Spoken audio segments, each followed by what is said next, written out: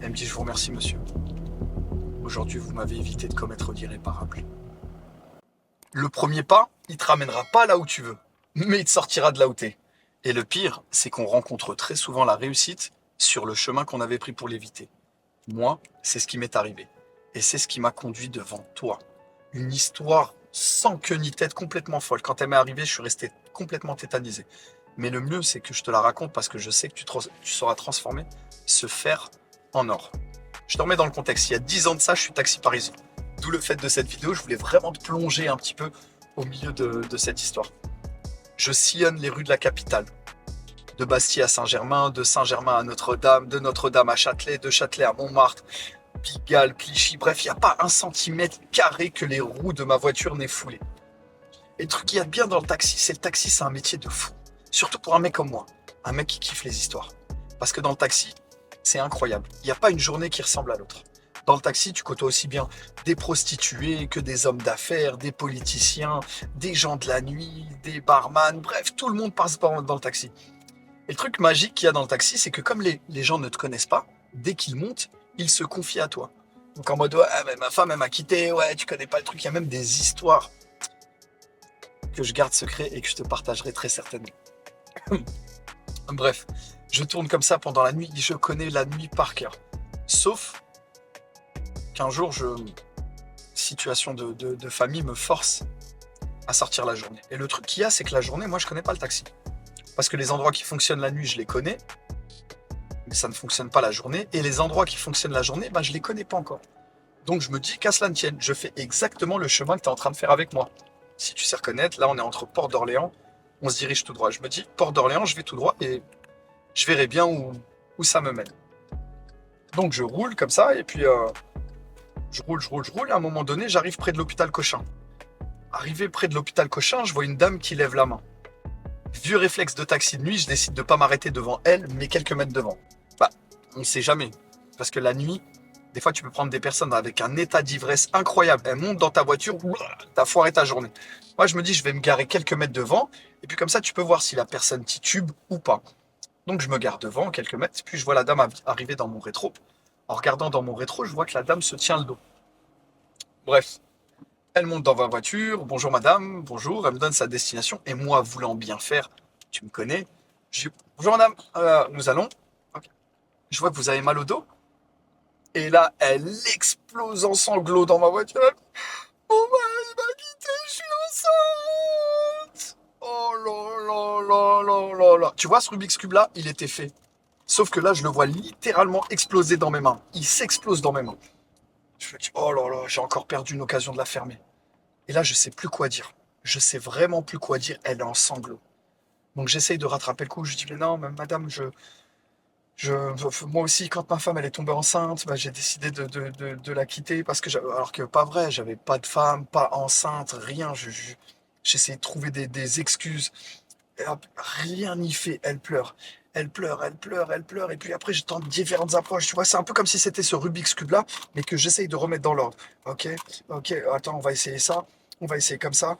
Ok, on va faire ça. Hop, hop, hop. Je vois que petit à petit, elle s'arrête de pleurer. Et puis à un moment donné, j'essaye l'humour, et là je vois qu'il y a un léger sourire qui se met sur son visage. Je me dis, ah ok, c'est ça. Donc je continue dans cette direction-là de l'humour. Je continue, et puis je la vois sourire et je la vois rigoler. Et je me dis, ça y est, en fait, j'ai réussi. Et le temps passant, je m'en étais même pas rendu compte, on est arrivé à destination. Lorsqu'on arrive à destination, je regarde mon compteur, et là je vois que je l'avais même pas allumé. Je dis, vous savez quoi, madame? La course est offerte. Et entre nous, avec ce que j'ai fait, je vous dois bien ça. Et là, elle sourit, elle ouvre la portière de la voiture, elle pose sa main avec délicatesse sur mon épaule, et elle me dit, je vous remercie, monsieur. Aujourd'hui, vous m'avez évité de commettre l'irréparable. Et elle part. Quand elle me dit ça, même là, je te le raconte, ça me fait encore des frissons. Quand elle me dit ça, je suis choqué. J'arrête je comprends pas. Et en fait, je me rends compte qu'en vrai, elle voulait faire une connerie. Une de ces conneries où il n'y a pas de point en retour. Et là, je dis, mais attends, elle peut faire ça, elle peut faire ça, elle peut faire ça, elle peut faire ça. Mais en réalité, j'ai pris un shoot shoot d'adrénaline indescriptible. À ce moment précis, j'ai l'impression que c'est moi qui l'ai sauvé. Crois-le ou non, mais j'ai vraiment l'impression que c'est moi qui l'ai sauvé avec mes blagues, mes rigolotes. J'ai vraiment inventé, j'ai tenté des approches, vraiment tout et n'importe quoi pour pouvoir essayer de lui remettre un sourire sur son visage. Et là, ce shoot d'adrénaline indescriptible que j'ai reçu, je me dis, mais en vrai, c'est ça que je veux faire. Parce que je me suis rendu compte qu'en fait, dans le taxi, ce qui me faisait kiffer, c'est pas au-delà du côté pécunier pour lequel je suis rémunéré, je me rends compte que c'est pas le taxi qui me fait vibrer. En fait, ce qui me fait vibrer, c'est d'écouter les histoires, d'échanger avec les gens, de partager. Et en vérité, je travaille pas. Mon but à travers le taxi, c'est d'inspirer les gens à vivre la vie qui les anime. Donc, je me dis ce que je vais faire, juste après qu'elle soit descendue, allez, direction un autre hôpital. Je suis sûr qu'il y a des gens comme ça, en fait, qui sortent de l'hôpital. Parce que la dame, elle sortait de l'hôpital qui est juste là. Non, juste devant là. L'hôpital Cochin. Et en fait, non. Le monsieur que j'ai récupéré juste après, il sortait d'un rendez-vous, il avait attendu 2 heures dans une salle d'attente. Et tu sais quoi, il comptait passer ses nerfs sur la première personne qu'il a vue. Et devine quelle est la première personne qu'il a vue. Ouais, je te le donne en mille.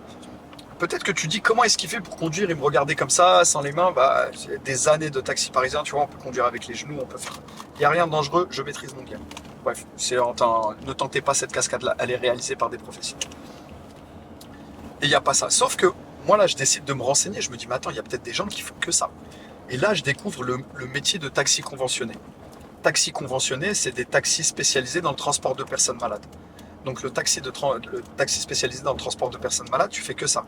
Tu ramènes des personnes faire des chimiothérapies, des dialyses, de la radio, enfin des chimios, de la radio, des dialyses, bref, et toutes sortes de soins dès lors que les gens sont amenés à avoir une prise en charge à 100%. C'est des ambulanciers en taxi, tout ce qui ne nécessite pas d'être allongé. Et cette période-là de ma vie, elle a tout changé. C'est dans cette période-là que j'ai appris la fameuse punchline que je te partage très souvent, c'est faites attention que plus tard ne se transforme pas en trop tard. Pendant cette période-là de ma vie, j'ai compris quelle était la